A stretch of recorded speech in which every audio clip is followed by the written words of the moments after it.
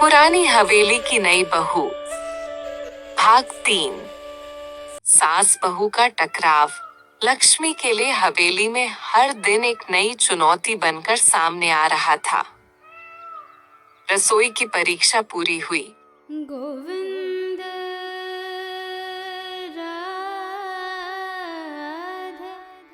राधे राधे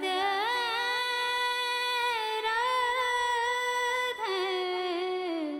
गोविंद राधे राधे। कई और परीक्षाएं थीं।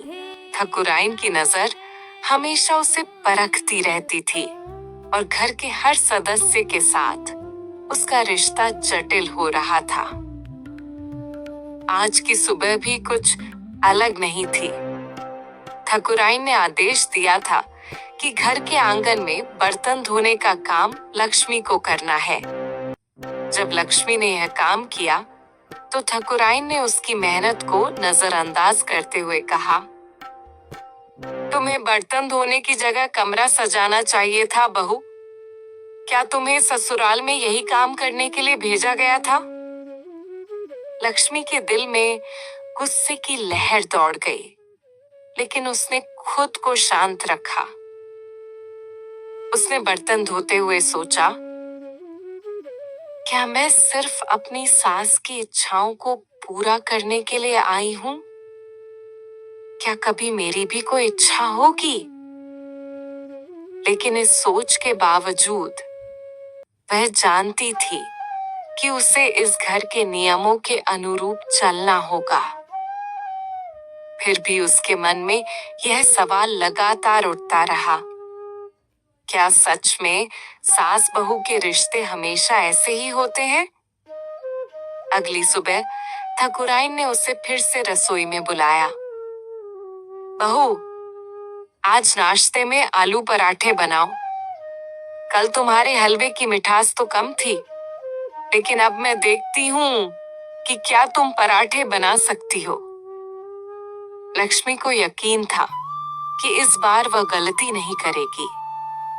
उसने पूरी मेहनत से पराठे बनाने शुरू किए, लेकिन ठकुराइन का चेहरा देखकर ऐसा लग रहा था जैसे उसे हर छोटी बड़ी चीज पर शिकायत करनी हो। जब पराठे तैयार हुए तो ठकुराइन ने बड़े ही गौर से उन्हें चखा। उसकी आंखों में गुस्सा और घृणा का मिश्रण था। ये क्या बेतुके पराठे बने हैं? क्या तुमने आटा गूंधा था या मिक्सी में पीस लिया था? लक्ष्मी ने बिना कुछ कहे सिर झुकाया। उसकी आंखों में आंसू थे, लेकिन उसने उन्हें रोक लिया।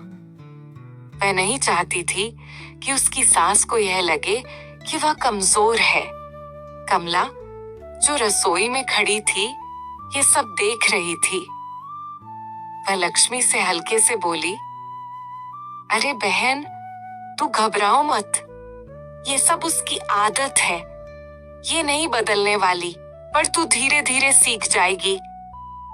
लक्ष्मी के चेहरे पर मुस्कान आई, लेकिन वह जानती थी कि यह सब जल्दी नहीं बदलने वाला था।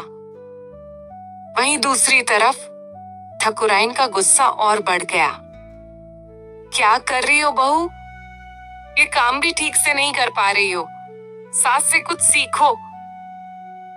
लक्ष्मी ने जवाब दिया, माँ जी, मैं सीख रही हूँ, मुझे वक्त दीजिए। यह सुनकर ठकुराइन और भी नाराज हो गईं। सुन लिया, वक्त चाहिए। ये घर तुम्हारा नहीं है कि जब चाहो तब बदल लो। लक्ष्मी के दिल में एक गहरी घुटन महसूस हो रही थी। क्या उसे सचमुच अपनी सास की परछाई बनना था?